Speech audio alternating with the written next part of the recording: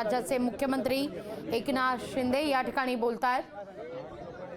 जवळपास 35 जण या स्फोटात जखमी झालेले आहेत, तर 7 जणांचा दुर्दैवी अंत झालाय। मुख्यमंत्री बोलतायत। अमुदान केमिकल नावाच्या कंपनीमध्ये आज रिॲक्टरचा स्फोट झाला असं प्रथमदर्शनी या ठिकाणी चौकशीमध्ये आढळून आलेला आहे। हा स्फोट अतिशय मोठ्या तीव्रतेचा होता। आजूबाजूच्या 5-6 कंपन्या आणि आजूबाजूची जी काही नागरी वसाहत आहे त्यांना देखील काचांना दरवाजांना तडे गेलेले आहेत। हा रिॲक्टरचा स्फोट झालेला आहे आणि त्यामुळे आणखी रेस्क्यू ऑपरेशन सुरू आहे। काही लोक आजूबाजूच्या कंपन्यांमध्ये देखील अडकलेले आहेत, त्यांना रेस्क्यू करण्याचं काम सुरू आहे। यामध्ये स्फोटाची तीव्रता फार मोठी असल्यामुळे या ठिकाणी जीवितहानी देखील झालेली आहे। जवळपास 8 लोकांचा मृत्यू झालेला आहे, 60 लोक जखमी झालेले आहेत आणि आणखी जी काही लोक अडकलेत त्यांना रेस्क्यू करण्याचं काम सुरू आहे। त्यामुळे झालेली घटना अतिशय दुर्दैवी आहे आणि मोठ्या तीव्रतेची आहे। म्हणून अगोदर आम्ही सगळ्यात महत्त्वाचं म्हणजे जे आणखी जे लोक अडकलेत त्यांना रेस्क्यू करण्याला प्राधान्य दिलेलं आहे, ते काम सुरू आहे।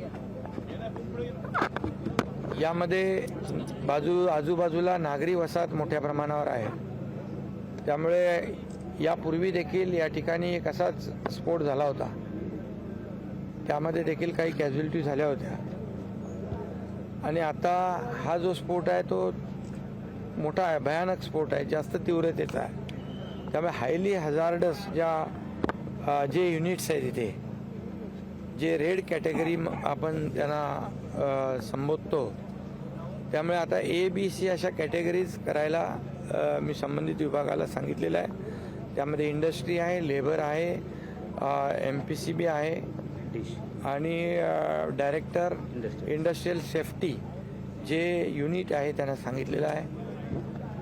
आणि एक असा निर्णय आपण आता घेतोय की हायली हजार्डस जे आहेत, जे रेड कॅटेगरीमधले युनिट आहेत त्यांनी ते तात्काळ या ठिकाणी बंद केले जातील। त्यांनी चेंज ऑफ यूज करावं।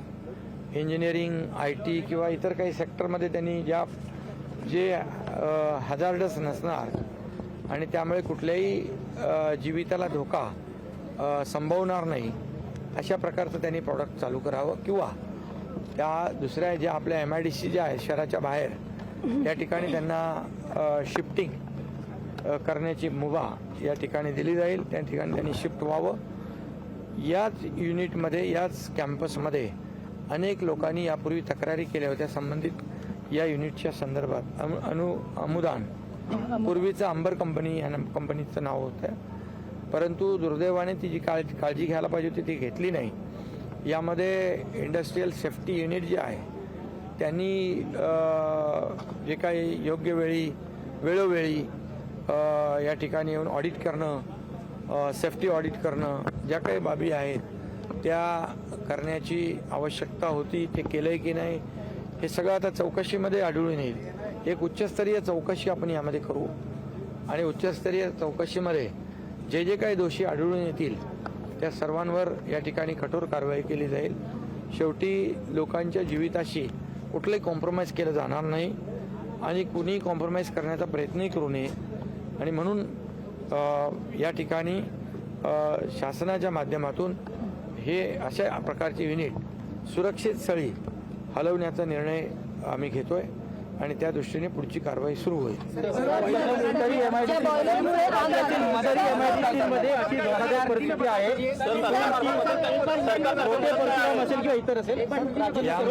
यामध्ये सर्वच MIDC जे आहे, सर्व MIDC मध्ये अशा प्रकारचे जे हायली हॅझार्डस युनिट असतील त्यांच्या सेफ्टीच्या दृष्टिकोनातून सर्व काळजी घेतली पाहिजे त्याच्या सूचना दिल्या जातील। ऑलरेडी मी उद्योग मंत्री आणि सेक्रेटरी इंडस्ट्री कांबळे यांच्याशी माझं बोलणं झालेलं आहे आणि या ठिकाणी देखील जे काही पंचनामे आपले होत आहेत युद्ध पातळीवर पंचनामे करण्याच्या सूचना दिलेल्या आहेत आणि एकंदरीत राज्यातल्या MIDC ज्या आहेत ज्या ठिकाणी अशा प्रकारचे ABCD जे काही कॅटेगरी आहे ज्या लोकांच्या जीविताशी धोकादायक होऊ शकतात अशा सर्वात सेफ्टी ऑडिट केलं जाईल आणि कुठली दुर्घटना होऊ नये यासाठी सगळ्या प्रिकॉशन ज्या आहेत त्या घेतल्या जातील। सर खरं तर मागच्या सरकारच्या काळामध्ये ही कंपनी MIDC बाहेर जावी मागणी केली होती, पण काही करण्यात आलं नाही, ठोस पावलं उचलली गेली नाही, त्यामुळे जबाबदार कोण आहे याचा प्रश्न? मागच्या वेळेस देखील अशा प्रकारचं दुर्घटना झाली होती, परंतु त्यावेळेस हा निर्णय घेतला नव्हता। परंतु मी आज या ठिकाणी निर्णय घेतलेला आहे यापुढे अशा प्रकारच्या हजार्डस युनिटना अशा मानवी वस्ती ज्या आहेत त्या नागरी वसाहती आहेत त्याच्यामध्ये ठेवणं हे लोकांच्या जीविताला धोकादायक आहे म्हणून हा निर्णय आम्ही घेतला आहे। या जे इंडस्ट्री जी आहे जे उद्योजक आहेत त्यांना देखील आपण सांगतोय तुम्ही चेंज ऑफ यूज करा किंवा शहराच्या बाहेर जे MIDCने जागा एक्वायर केलेल्या आहेत तिकडे तुम्ही शिफ्ट व्हा जेणेकरून कुठल्याही परिस्थितीमध्ये लोकांच्या जीविताला धोका होणार नाही याचा निर्णय आम्ही घेतलेला आहे। सरकारकडून काय मदत केली जाणार आहे? बॉयलरला परवाना होता नव्हता तो आता चौकशीमध्ये कळेल।